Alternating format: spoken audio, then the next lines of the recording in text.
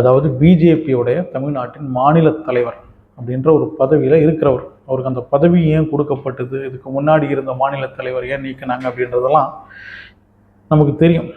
மெயினாக இவரை ஏன் போட்டாங்க அப்படின்னா, பணம் நல்லா டப்பு வச்சிருக்கிறாரு, எக்கச்சக்கமான பணம், 4 கோடி போனால் கூட கவலையப்படாமல் இருக்கார் அந்த மாதிரி ஒரு மனுஷன்.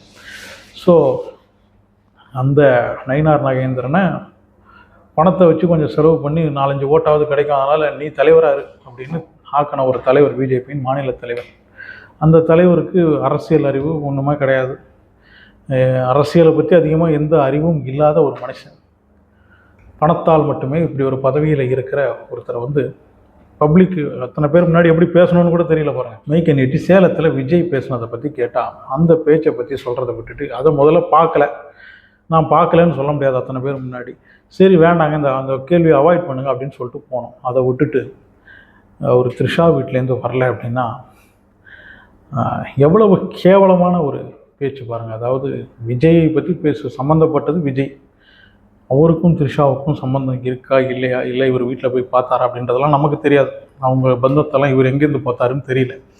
அப்படி இருக்கும்போது ஒரு பெண் சம்மந்தப்பட்ட ஒரு நடிகை சம்மந்தப்பட்ட, அவங்க நடிகையாக இருந்தாலும் அவங்களும் ஒரு பெண் தான், அவங்களுக்கும் தனிப்பட்ட வாழ்க்கையெல்லாம் இருக்குது.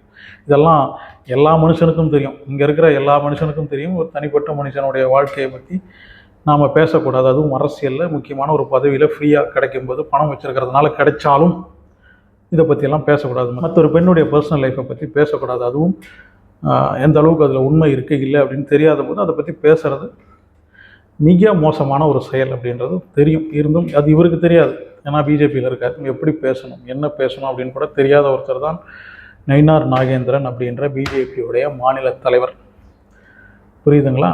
திருமாவளவன், தமிழச்சி தங்கப்பாண்டியன் அப்படின்னு எல்லாருமே இவருடைய பேச்சுக்கு கண்டனம் தெரிவிச்சிருக்கிறாங்க. இவர் சொல்கிறார் இல்லையா, த்ரிஷா வீட்டிலேருந்து வெளியில் வரட்டும் அப்படின்னு. இவருடைய முக்கியமான தலைவர் வந்து எந்த ஒரு ஃபைல்ஸில் இருக்கிறாரு அப்படின்னு தெரியும் இல்லையா. இப்போ நாடு முழுவதும், உலகம் முழுவதும் பேசப்படுற ஒரு ஃபைல்ஸில் இவருடைய தலைவர் கூட இருக்காங்க. அதை பற்றி கேட்டால் இது அசிங்கமா, அதாவது உங்கள் வீட்டிலேருந்து வெளியில் வர்றது அசிங்கமா, இல்லை அங்கே எப்ஸ்டீன் ஃபைல்ஸில் இருக்கிறது அசிங்கமா, எது அசிங்கம்? அதுவும் அங்கே போய் அங்கே என்னென்ன நடந்துக்கிட்டு இருக்குது, ஒவ்வொரு நாளும் அவ்வளவு கீழ்த்தரமான, அவ்வளவு கேவலமான செயல்கள்லாம் செஞ்ச ஒவ்வொருத்தருடைய இமெயிலும் அவங்களுடைய ஃபோட்டோஸும் வந்துக்கிட்டு இருக்குது. அந்த மாதிரி ஒரு ஃபைல்ஸில் ஒருத்தர் இருக்கார், அவருடைய பேர் நிறைய இடத்துல அடிபட்டிருக்கு. அப்பேற்பட்ட ஒருத்தருடைய கீழே இருக்கிற ஒரு மாநில தலைவராக இருக்கிற ஒருத்தர் வந்து இந்த மாதிரி பேசலாமா? முதல்ல பின்னாடிலாம் பார்க்கணும்ல, முதுகில் எவ்வளோ அழுக்கு இருக்குது அப்படின்லாம் பார்த்துட்டு அதுக்கப்புறம் பேசியிருக்கணும். குஷ்பு மேடம்லாம் ஏன் அங்கே இருக்காங்க அப்படின்றதே தெரியும் நமக்கெல்லாம்.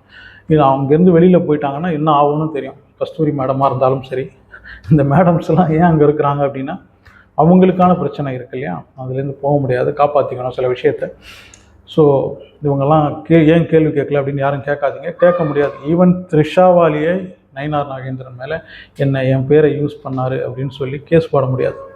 அப்படி ஒரு நிலைமையில தான் நம்ம நாடு போய்கிட்டு இருக்கு இல்லையா. அவங்கள பற்றி அவ்வளோ கேவலமாக பேசுறதுக்கு அந்த தைரியம் ஏன் வந்ததுன்னா, நயினார் நாகேந்திரனுக்கெல்லாம் இப்படி பேசுறதுக்கு தைரியம் வந்தது எப்படின்னா, அவங்க அந்த பலம் தான். பின்னாடி பெண்களை பற்றி நீ என்ன வேணால் பேசு, நாங்கள் பெண்களை காப்பாற்றுறோம், பெண்கள் முன்னேற்றத்துக்காக பாடுபடுறோம் அப்படின்லாம் பேசுவோம். நீ ஆனால் என்ன வேணால் பேசு, அதை பற்றிலாம் கவலைப்படாத, நம்ம கட்சியில் இருக்கிற நீ பேசுப்பா அப்படின்ற தைரியம் அவங்க கொடுக்குறாங்க. அதனால் வந்து இவர் பேசுவார். ஈவன் த்ரிஷா கூட இதுக்கு வந்து கேஸ் எல்லாம் இவர் மேலே போட முடியாது. அப்படி போட்டால் அவங்க நிலைமை என்ன ஆகணும்னு தெரியும். பெண்களுக்கெல்லாம் எந்த அளவுக்கு வந்து இவங்களால் வந்து பாதுகாப்பு இருக்கும் அப்படின்றதையும் யோசிச்சுக்கோங்க. எவ்வளோ பப்ளிக்காக பேசுகிற ஒருத்தர்கிட்டேருந்து ஒரு கட்சியிலேருந்து என்ன பாதுகாப்பு இருக்க போகுது? செங்கோட்டையன் சொன்ன மாதிரி தான் நயினார் நாகேந்திரன்லாம் ஒரு ஆள், அதெல்லாம் ஒரு கட்சி, இதை பற்றிலாம் நான் பேசணுமா அப்படின்னு கேட்டார் பார்த்தீங்களா. அதுதான் செஞ்சுருக்கணும். நயினார் நாகேந்திரன் சொன்னது கூட பரவாயில்ல, வானதி ஸ்ரீனிவாசன் என்ன சொல்லியிருக்காங்க தெரியுமா? இது ரொம்ப சின்ன விஷயம், இதை ஏன் பெருசுப்படுத்துகிறாங்க? அவங்களுக்கெல்லாம் அதுக்கான அருகதையே கிடையாது. மற்ற கட்சிகளுக்கெல்லாம் இதை பற்றி பேசுகிறதுக்கு அருகதை இருக்கோ இல்லையோ, இது சின்ன விஷயமா பெரிய விஷயமா அப்படின்றதெல்லாம் வந்து சம்மந்தப்பட்டவங்க தீர்மானம் பண்ணிப்பாங்க. இவங்க எப்படி சொல்லலாம்? இது வந்து சொன்னால் ஒரு மாதிரி பச்சையாக பேச வேண்டியிருக்கும். பிஜேபியின் முக்கியமான நடிகையோட வீட்டிலேருந்து ஒருத்தர் வெளியில் வரட்டும் அப்படின்னு சொன்னால் எப்படி இருக்கும்? அப்போ எப்படி இவங்க ரியாக்ட் பண்ணியிருப்பாங்க? அப்போ அது ரொம்ப சின்ன விஷயமா இவங்க எடுத்துப்பாங்களா? இல்லையா? அந்த நேரத்தில் கொந்தளிப்பாங்கள்ல, அதை தான் இவங்களும் செஞ்சுக்கிட்டு இருக்காங்க. அதே நேரத்தில் இப்போ இது பேசிக்கிட்டு இருக்கும்போதே நம்ம சிவாஜி கிருஷ்ணமூர்த்தி அவரை வந்து 3 ஆண்டுகள் சிறை அவருக்கு. அதாவது 1 மாதத்துக்குள்ளே இதுக்கு வந்து மேல்முறையீடு போகலாம், இல்லைன்னா 3 வருஷம் சிறை. இதை நான் ஏற்கனவே ஒரு வீடியோவில் பேசியிருந்தேன். நம்ம தமிழ்நாட்டில் அந்த அளவுக்கு பெண்களுக்கு பாதுகாப்பு அப்படின்லாம் சொல்லிட்டு சிவாஜி கிருஷ்ணமூர்த்தியெல்லாம் எப்படி இவ்வளோ நாளாக பேச விட்டுக்கிட்டு இருக்காங்க. இவருடைய பேச்சை மற்ற மாநிலத்தில் இருக்கிறவங்கலாம் கேட்டால் தமிழ்நாட்டை பற்றி எவ்வளோ கேவலமாக நினைப்பாங்க அப்படின்றதெல்லாம் நான் ஏற்கனவே ஒரு வீடியோவில் போட்டிருக்கேன். இப்போது கரெக்டாக அவருக்கு வந்து சிறை அப்படின்ற மாதிரி வந்துடுச்சு. அவருக்கு தண்டனை கொடுக்க போகிறாங்க. 1 மாதம் கழித்து அந்த மேல்முறையீடு போயிட்டு அதுக்கப்புறம் அவர் மேலே குற்றம் நிரூபிக்கப்பட்டால் கண்டிப்பாக அவருக்கும் தண்டனை. அதே தான் இங்கேயும் அவர் பேசுன மாதிரியே தான் இங்கே நம்ம நயினாரும் பேசியிருக்கிறார், அவ்வளவு கேவலமாக.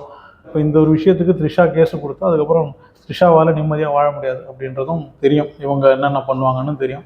பிஜேபி தமிழ்நாட்டில் கண்டிப்பாக ஒருபோதும் ஆட்சி அமைக்க போகிறது கிடையாது. அப்படி இருந்தாலும் இந்த மாதிரி ஒரு கட்சியில் கூட்டணி வச்சுருக்கிறாங்க பாருங்கள் அதிமுக, அவங்களாவது ஒரு கண்டனம் தெரிவிக்கலாம், இப்படி பேசியிருக்கக்கூடாது அப்படின்னு. இல்லைன்னா அது அவங்களுக்கு தான் பாதிக்கும். ஏன்னா பிஜேபியுடன் கூட்டணி வச்சுக்கிட்டு ஜெயிச்சிடலாம் அப்படின்னு ஆசைப்படுற அதிமுகவுக்கு வந்து பெரிய பாதிப்பாக இருக்கும். யூபியில் கூட பிஜேபி வந்து அந்த யூஜிசி பிரச்சனையில் பின்வாங்கியிருக்கு, அவங்களால எதுவும் பண்ண முடியாமல். ஸோ இவங்களை எதிர்த்துலாம் ஒன்றும் பண்ண முடியாது அப்படின்றதெல்லாம் கிடையாது. என்னை பொறுத்த வரைக்கும் நயினார் நாகேந்திரன் இப்படி பேசுனது உண்மையிலே தப்பு தான். அவர் மன்னிப்பு கேட்டே ஆகணும். அது மெயினாக சம்மந்தப்பட்ட நடிகை கேட்டியாவது ஒரு மன்னிப்பு கேட்கணும், நான் அப்படி பேசுனது தப்பு அப்படின்னு. மற்றபடி பொதுப்படியாக கேட்கல அப்படின்னா கூட சம்மந்தப்பட்ட நடிகை கிட்ட நான் இப்படி பேசுனது, உங்கள் பேரை பயன்படுத்தினது தப்பு அப்படின்னு மன்னிப்பு கேட்கறது தான் அட்லீஸ்ட் அந்த ஒரு பதவி ஒன்று கொடுத்துருக்காங்க பாருங்கள், அதுக்கு ஒரு மரியாதை கொடுக்குறதா இருக்கும். அப்படி இல்லைன்னா எப்படி இருந்தாலும் நான் சொன்ன மாதிரி ஜெயிக்க போகிறதெல்லாம் கிடையாது. பிஜேபி வந்து எப்படியும் பெருசாக ஆட்சியெல்லாம் பிடிக்க போகிறது கிடையாது. கொஞ்சமாவது உங்களுக்கு அந்த கட்சிக்கு இருக்கிற அந்த மரியாதையை காப்பாற்றிக்கலாம், அவ்வளோதான். உங்களுடைய கருத்து என்ன அப்படின்றத கமெண்ட்டில் வந்து சொல்லுங்கள். அனஸ்டூடெண்ட் சேனலை சப்ஸ்கிரைப் பண்ணி வச்சுக்கோங்க. லைக் ஷேர்லாம் பண்ண மறந்துடாதீங்க.